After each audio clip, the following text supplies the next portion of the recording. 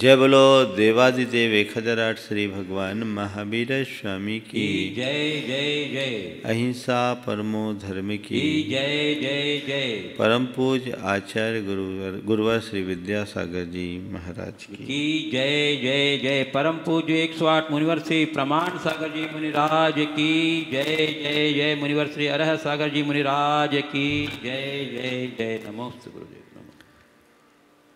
भाव यात्रा से भव यात्रा है। जैसा भाव वैसा प्रभाव। हमारी भावधारा हमारी विचारधारा को बनाती है और विचारधारा से हमारी प्रवृत्ति, प्रवृत्ति से हमारा चरित्र बनता है और उसी अनुरूप हमारा जीवन बन जाता है। यदि हमने अपने भावों पर ध्यान रखा तो हम अपने समग्र जीवन को व्यवस्थित कर सकते हैं। जिनके भावों में ठहराव है उनने अपने जीवन को कामयाबी के शिखर पर पहुंचा दिया और जिनके भावों में भटकाव है वे संसार में भटकते रहते हैं। हमें चाहिए कि भावों के भटकाव से अपने आप को मुक्त करें और भावों में ठहराव लाएं। भावों में होने वाले उतार चढ़ाव पर ध्यान रखने वाले व्यक्ति ही अपने भावों में ठहराव ला सकते हैं। लेशाओं के प्रकरण से हम अपने भावों में होने वाले उतार चढ़ाव को निरंतर समझने की कोशिश कर रहे हैं और ये देख रहे हैं कि किस स्तर की भावधारा कैसी होती है। बात तेज लेशा या पीत लेशा की चल रही है, जिसका वर्ण है अग्नि की भांति, अग्नि की लौ की भांति, जो सब बुराइयों को भस्मसात कर दे, जो दोषों को समाप्त कर दे, उसका नाम है तेज। तेज शुद्धि का प्रतीक है। हृदय में जब शुद्धि की अभिव्यक्ति होती है तब किसी के अंदर ओम तब तेज लेशा उद्घाटित होती है। उसके बिना तेज लेशा नहीं होती। तेज लेशा का संबंध शुद्धिकरण से, तो वह शुद्धिकरण हमारे अंतरंग में निरंतर बढ़ती रहनी चाहिए। कल मैंने बात की थी, जाने कज्जा कज्जम सेया संयम च सब बसम पासी। जो कार्य अकार्य को जानता है, श्रेय अश्रेय को जानता है, सब में समता का भाव रखता है, दम दया धम्म रदो ये नित्यम विदुय लक्षण ते उषय। दया और धर्म में जो रत रहता है वह पीत लेशा वाले लक्षण के अंतर्गत आता है। कल बात कार्य अकार्य को जानने की थी, श्रेय अश्रेय को जानने की थी। हम जानते सब कुछ है लेकिन करते क्या है। एक आचार्य ने बहुत मार्मिक बात लिखी, सोचा जानई कल्याणम सोचा जानई पावगम उभयम पि जानई सोचा जम सेयम तम समायरे।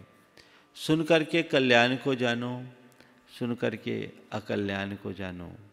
कल्याण और अकल्याण दोनों को सुनकर जानो और उसके बाद क्या करो, जम सेयम तम समायरे। जो श्रेष्ठ हो उसका समादर करो, उसका समाचरण करो, उसे अपनाओ, उसे आत्मसात करके अपने जीवन को उस दिशा में आगे बढ़ाने की कोशिश करो। श्रेष्ठ का समादर हमारे जीवन का मूल लक्ष्य होना चाहिए। वो तभी हो सकता है जब हम श्रेय अश्रेय को जानें। हमें ये देखना है कि मेरा कल्याण किस में है, मेरा हित किस में है। लोक में जब कभी भी चुनाव की बात आती है, मनुष्य सर्वश्रेष्ठ को चुनता है, पर परमार्थ के क्षेत्र में वो प्रायः सर्वश्रेष्ठ से दूर हो जाता है। सच्चा ज्ञानी वही होता है जो सर्वश्रेष्ठ को अपनी सर्वोच्च प्राथमिकता देता है। आप लोग रोज़ बोलते हैं चत्तारी लोगोत्तमा, अरहंता लोगोत्तमा, सिद्धा लोगोत्तमा, साहू लोगोत्तमा, केवली पन्नतो धम्मो लोगोत्तमो। अरहंत लोकोत्तम है, लोक में श्रेष्ठ है, सिद्ध श्रेष्ठ है, साधु श्रेष्ठ है और भगवान के द्वारा बताया हुआ धर्म श्रेष्ठ है। इन्हें हम श्रेष्ठ कहते हैं, पर हम अपने जीवन की प्राथमिकताओं में इन्हें क्या स्थान देते हैं, ये हमें तय करना है। जो विशुद्ध आत्मा होते हैं वे सदैव उन्हें प्रमुखता देते हैं जिससे आत्मा का हित हो, आत्मा का कल्याण हो। संसार के ज़्यादातर प्राणी जल पदार्थों के व्यामोह में इस भांति उलझे रहते हैं कि उन्हें अपनी आत्मा के हिताहित की सुध ही नहीं होती। वे सब अकरणीय को कर बैठते हैं और अश्रेय में उलझे रहते हैं। श्रेय को हम अपनाएं, श्रेय के प्रति हमारी दृष्टि जगे, ये हमारा पुरुषार्थ होना चाहिए। कुछ भी हो जाए, मैं अपने कल्याण के मार्ग को कभी नहीं छोड़ूंगा और जिसमें अकल्याण है उस पथ पर कदम भी नहीं रखूंगा। ये समझ अपने अंतरंग में विकसित होनी चाहिए और जिस प्राणी के भीतर ऐसी समझ होती है उसके परिणाम स्वाभाविक तौर पर नियंत्रित रहते हैं। लेकिन आजकल के लोगों की कहानी मुझे कुछ उल्टी दिखाई पड़ती है। एक अज्ञानता में गलत रास्ते पर जाने वाले की बात तो समझ में आती है, लेकिन जानबूझ करके अंध बने लोगों की कहानी समझ से परे है। आज के लोगों के लिए दुष्यंत कुमार की ये 2 पंक्तियाँ बड़ी सही ठहरती है।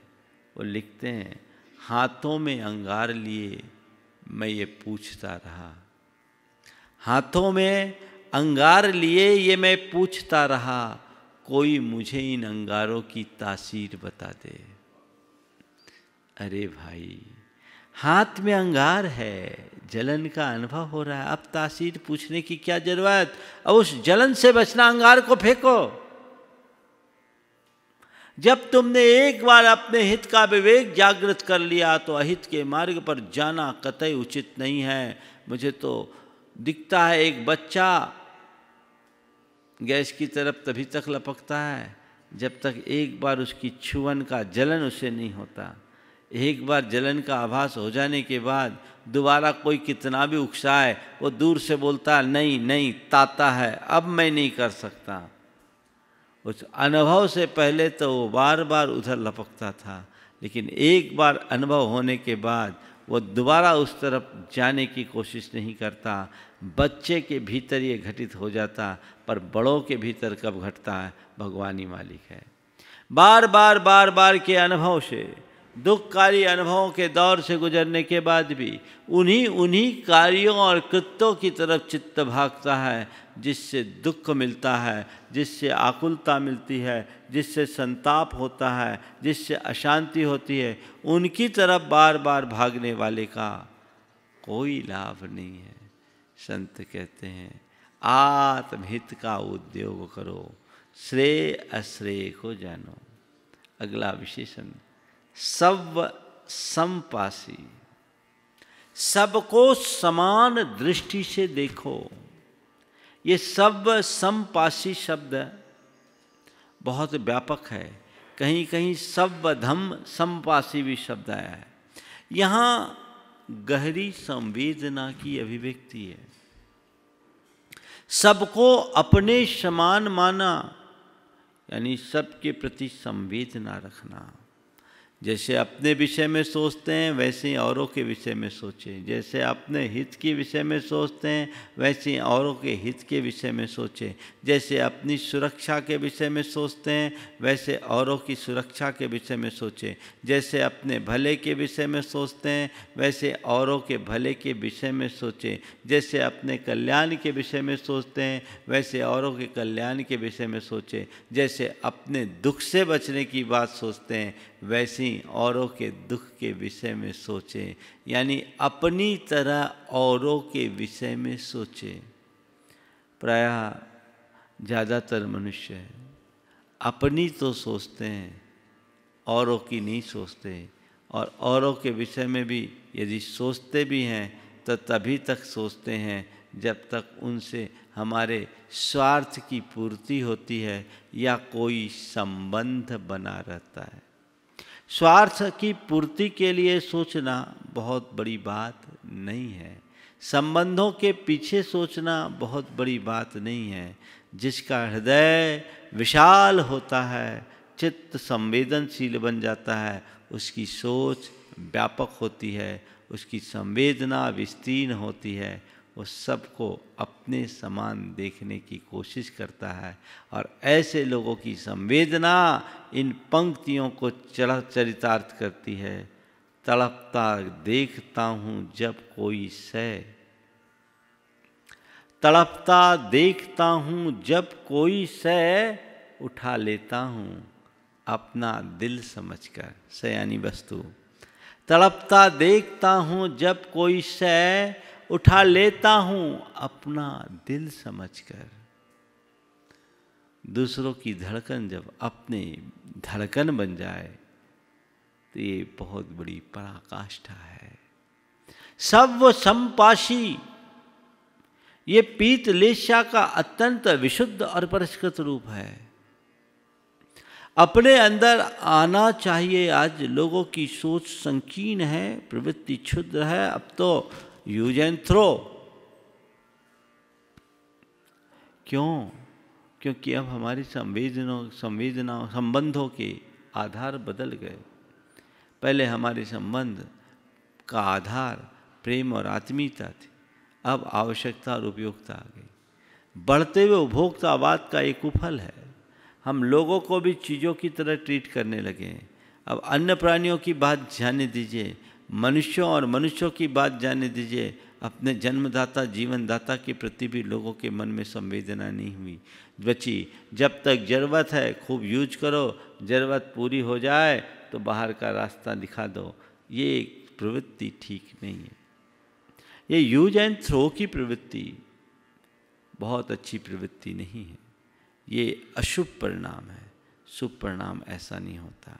हमारे लिए जब कोई उपयोगी है तब तो हम उसे अपनाएं। हमारा महत्व तो तब है जब उसकी उपयोगिता समाप्त होने के बाद भी हम उसे वही सम्मान दें, वही स्नेह दें। क्योंकि चीज़ों का चयन उपयोगिता के आधार पर होता है, पर व्यक्ति के संबंध तो आत्मीयता पर आधारित होती है।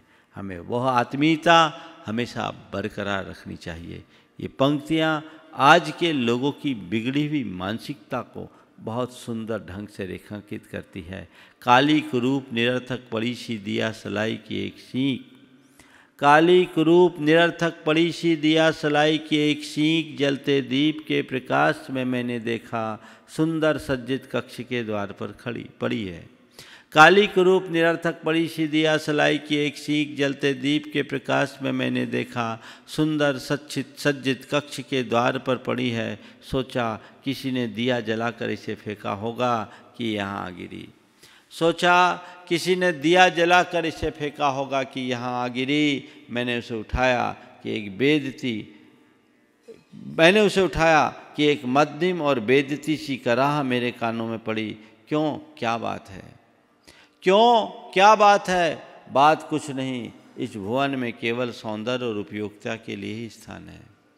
बात कुछ नहीं, इस भुवन में केवल सौंदर्य और उपयोगिता के लिए स्थान है। कभी मेरे पास भी ये गुण थे तो मेरे लिए भी यहाँ स्थान था। कभी मेरे पास भी ये गुण थे तो मेरे लिए भी यहाँ स्थान था। अब मेरा सौंदर्य और मेरी शक्ति मुझे घिस रगड़ कर अपहरण की जा चुकी है। इसलिए हर एक की उंगलियाँ मुझे दूर से दूर फेंक देने को मचमचाती है। जब व्यक्ति का मूल्य अगर दिया सलाई की भांति होने लगे तो उससे बड़ी विप्लवकारी परिदृश्य और क्या होगा। जो पीत लेशा वाला है, जो तेजो लेशा वाला, वो विशुद्ध है। वो हर स्थिति में उनका ध्यान रखता है, हर व्यक्ति के प्रति अपनी संवेदना रखता है, अपनों के प्रति भी अपने के प्रति भी। और सर्व संपाशी का एक दूसरा अर्थ है हर स्थिति में समत्व को बनाए रखना। हालांकि यह परिणति शुक्ललेशा की है, लेकिन प्रसंगों को एक दृष्टि से देखने की क्षमता विशुद्धि की घड़ी में प्रारंभिक अवस्था से आने लगती है। और वो क्षमता हमें अपने भीतर उद्घाटित करना चाहिए, उसे विकसित करना चाहिए। सुख में दुख में, संयोग में वियोग में, हानि में लाभ में, अनुकूल में प्रतिकूल में, जन्म में मरण में, अगर ये क्षमता हमने अपने भीतर विकसित कर ली तो हमसे बड़ा भाग्यशाली संसार में कोई दूसरा नहीं होगा। ये मुख्य रूप से शुक्ल लेशा का लक्षण है, पर उसकी प्रारंभिक शुरुआत यहाँ आ जाती है। हमें अपने भीतर की क्षमता को बढ़ाने का अभ्यास बढ़ाना चाहिए। और मूल दय धम्म रदो नित्यम, सबसे बड़ी विशेषता दया रूप धर्म में लीन रहना। हृदय में दया, अगर मन में संवेदना होगी तभी दया प्रलभित होगी। दया भाव, करुणा भाव प्राणी मात्र के प्रति होना चाहिए। जिस व्यक्ति का हृदय नहीं पसीजता, समझ लेना वो बहुत निम्न श्रेणी का प्राणी है।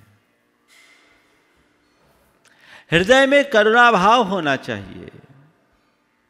कुरल काव्य में लिखा है, जैसे सूखी धरती पर बोया गया बीज अंकुरित नहीं होता, जैसे सूखी धरती पर बोया गया बीज अंकुरित नहीं होता, उसी प्रकार जिसका हृदय दया से आर्द्र नहीं है, उसमें धर्म का अंकुर नहीं फूटता।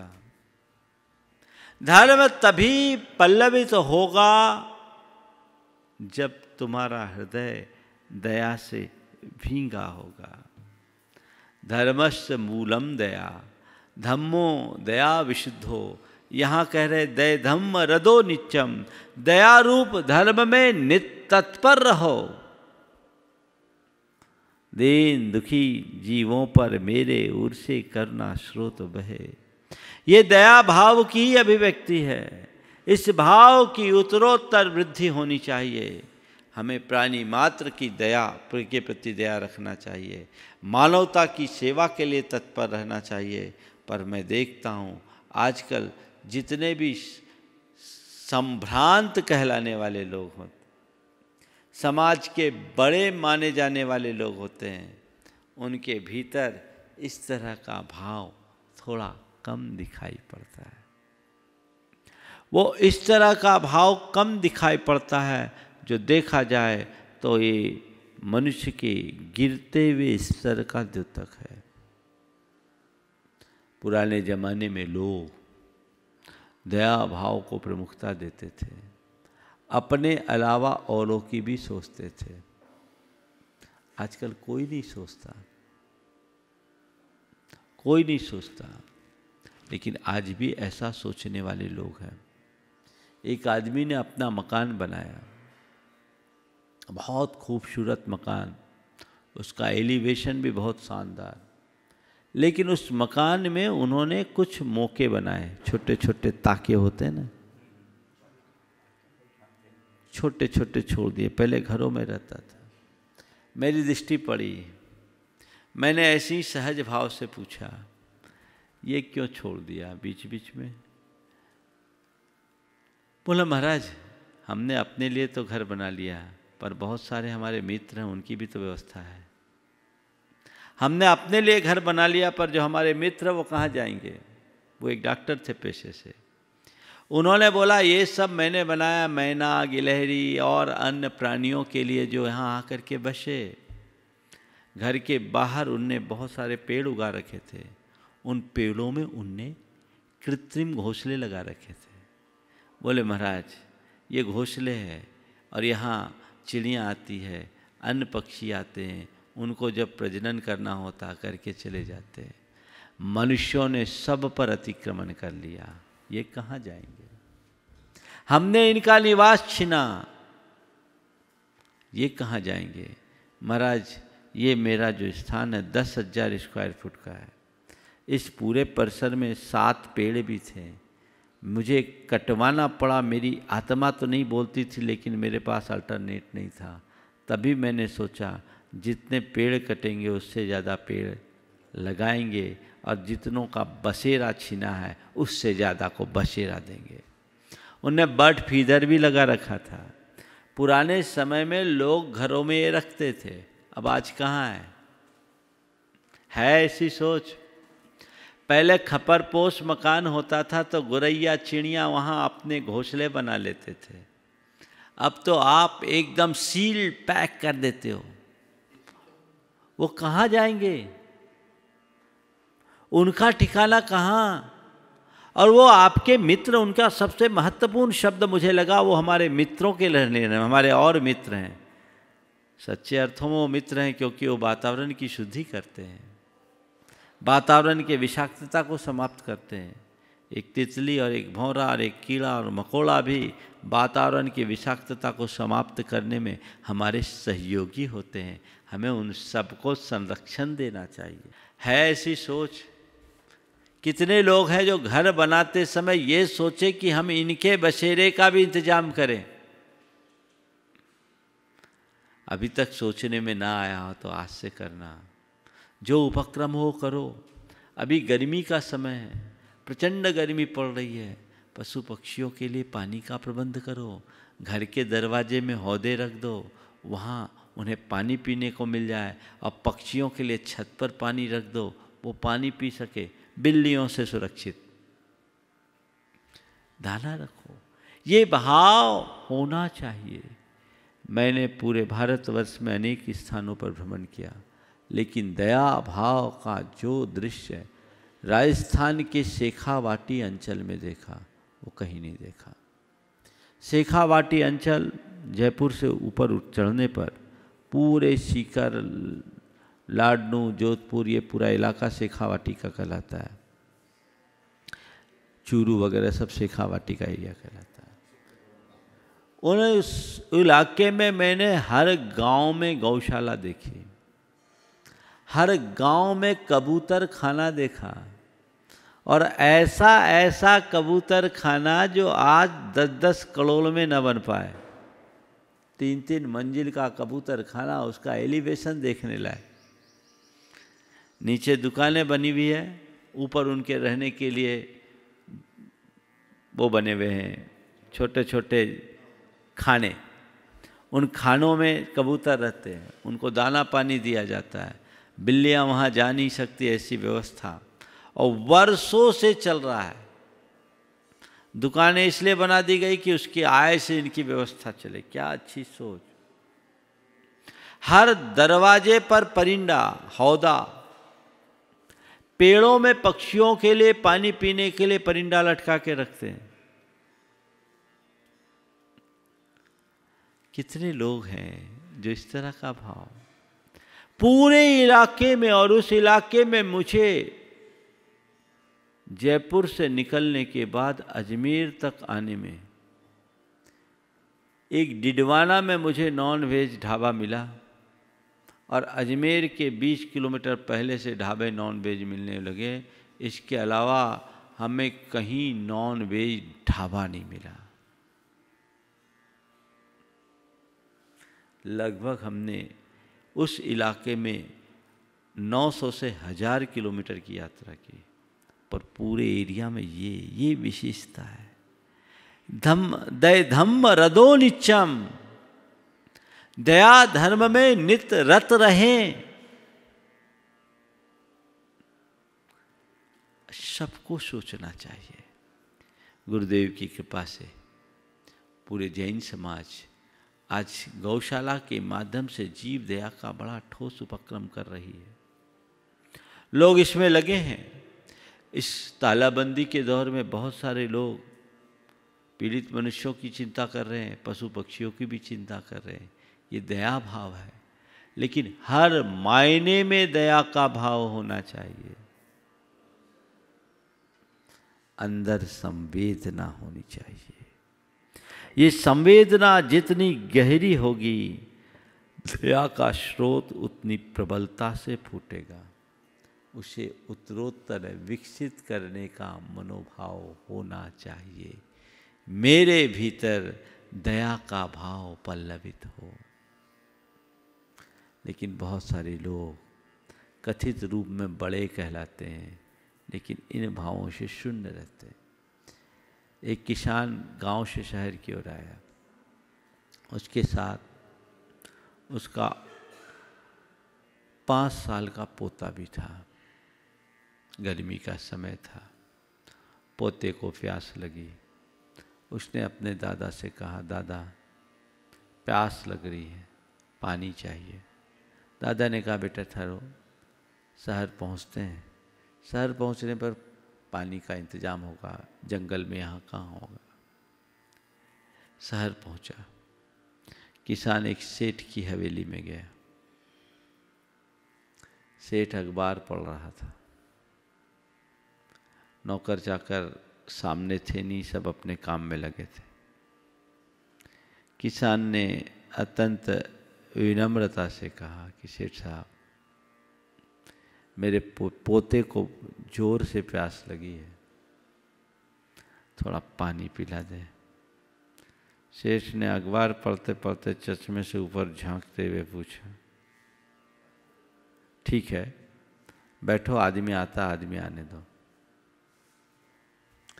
सेठ वापस पेपर पढ़ने में लग गया, पर पोता तो व्याकुल हो रहा था। 3-4 मिनट बीत गए, कोई आदमी नहीं आया। दादा पानी। बेटा रुक। फिर बेटा दादा पानी। सेठ जी थोड़ा पानी जल्दी कर दीजिए ना। कह दिया ना आदमी आता, आदमी आने दो। कह दिया ना आदमी आता है, आदमी आने दो। किसान ने दोनों हाथ जोड़े और कहा, हुजूर थोड़ी देर के लिए आप ही आदमी बन जाइए ना। हुजूर थोड़ी देर के लिए आप ही आदमी बन जाइए ना। सच है, उस आदमी को हम आदमी कैसे कहें जो प्यासे को पानी ना पिला सके। उस आदमी को आदमी कहलाने का क्या हक है जो भूखे को रोटी ना खिला सके। वो आदमी आदमी कैसे जो किसी के आंसू ना पहुँच सके। आदमी तो वही है जो औरों के लिए जिए। दया धर्म का भाव होना चाहिए, हमारी वो संस्कृति है। तो जो इस तरह के शुभ परिणाम से युक्त व्यक्ति होते हैं, वो अपने हिस्से का भी औरों के लिए त्याग करने को तैयार हो जाते हैं। मैं तो अपना करूं, औरों का भी ध्यान रखूं। हमारे यहाँ ऐसे अनेक उदाहरण हैं। जब मौके आए तो थाली की रोटी भी औरों को दे दिए। और आज के लोगों की स्थिति को देखते हुए गुरुदेव की ये 2 पंक्तियाँ बहुत मार्मिक है और एक प्रकार का तमाचा भी। वो कहते हैं, भूखे परिसर देखकर भोजन करते आप। भूखे परिसर देखकर भोजन करते आप, फिर भी खुद को समझते दया मूर्ति निष्पाप। कितना करारा चोट है। तुम्हें चाहिए कि मेरे आजू बाजू में कोई भूखा है तो मैं उसके लिए ध्यान दूं। यही हमारी संस्कृति है। उस संस्कृति का अनुपालन करने वाला ही अपने जीवन का वास्तविक उत्थान कर सकता है। इसलिए दया भाव को बढ़ाना चाहिए।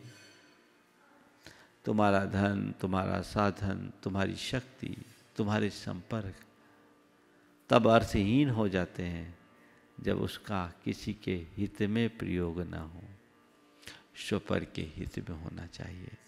पीत लेशा वाले लोगों को बेचैनी हो जाती है अगर किसी को तकलीफ में पड़ा देखता है तो वो चैन से रह नहीं पाता, तुरंत दौड़ पड़ता है।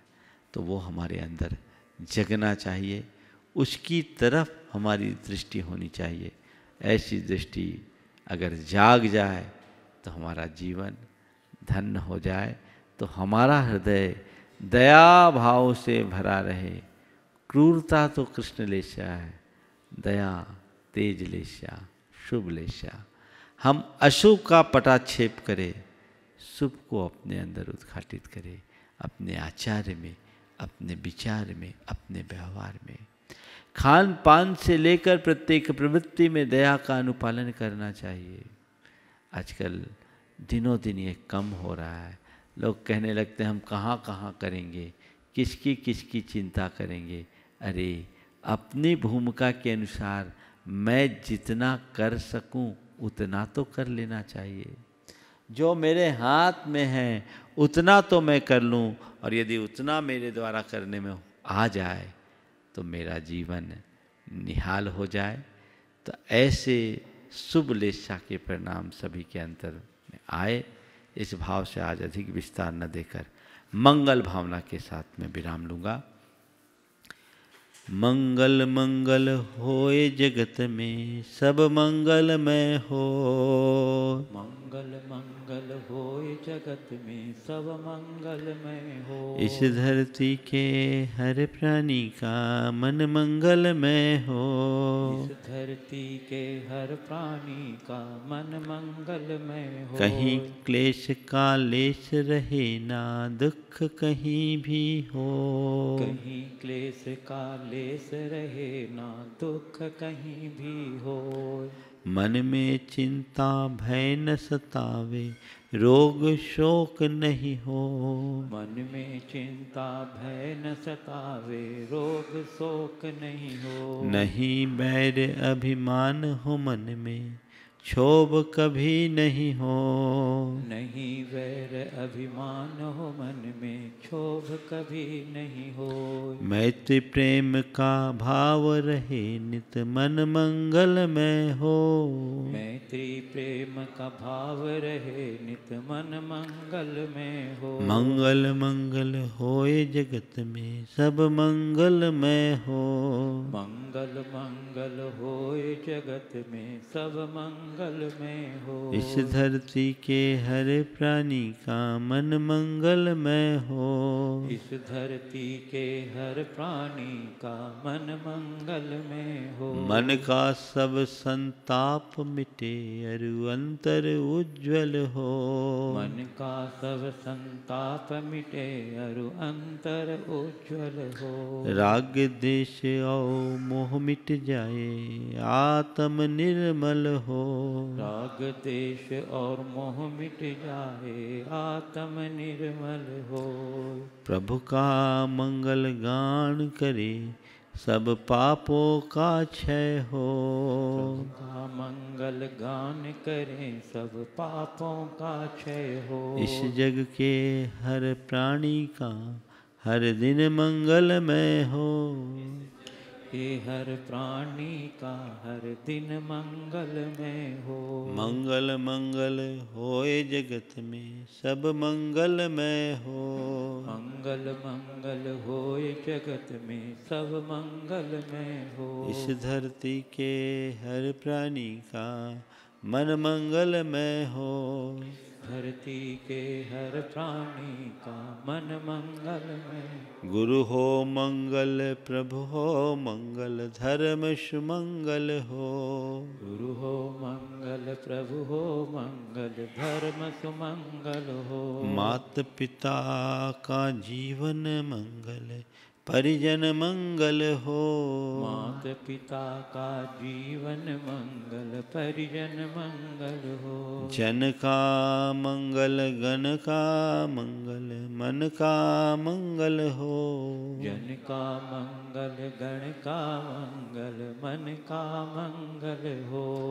राजा प्रजा सभी का मंगल धरा धर्ममय हो। राजा प्रजा सभी का मंगल धरा धर्ममय हो। मंगल मंगल होए जगत में सब मंगलमय हो। मंगल मंगल होए जगत में सब मंगलमय हो। इस धरती के हर प्राणी का मन मंगलमय हो।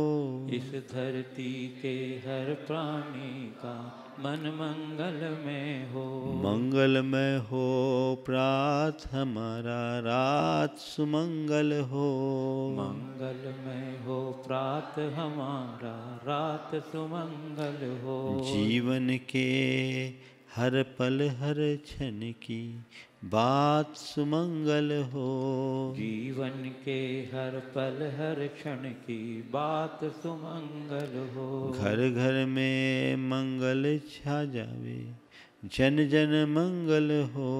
घर घर में मंगल छा जावे जन जन मंगल हो। इस धरती का कण कण पावन ओ मंगलमय हो। इस धरती का कण कण पावन ओ मंगलमय हो। मंगल मंगल होय जगत में सब मंगलमय हो। मंगल मंगल होय जगत में सब मंगलमय हो। इस धरती के हर प्राणी का मन मंगलमय हो। इस धरती के हर प्राणी का मन मंगलमय हो। सब जग में मंगल बढ़े। सब जग में मंगल बढ़े। टले अमंगल भाव। टले अमंगल भाव। है प्रमाण की भावना। है प्रमाण की भावना। सब में हो सद्भाव। सब में हो सद्भाव। जय बोलो परम पूज्य आचार्य गुरु श्री विद्यासागर जी महाराज की जय जय जय।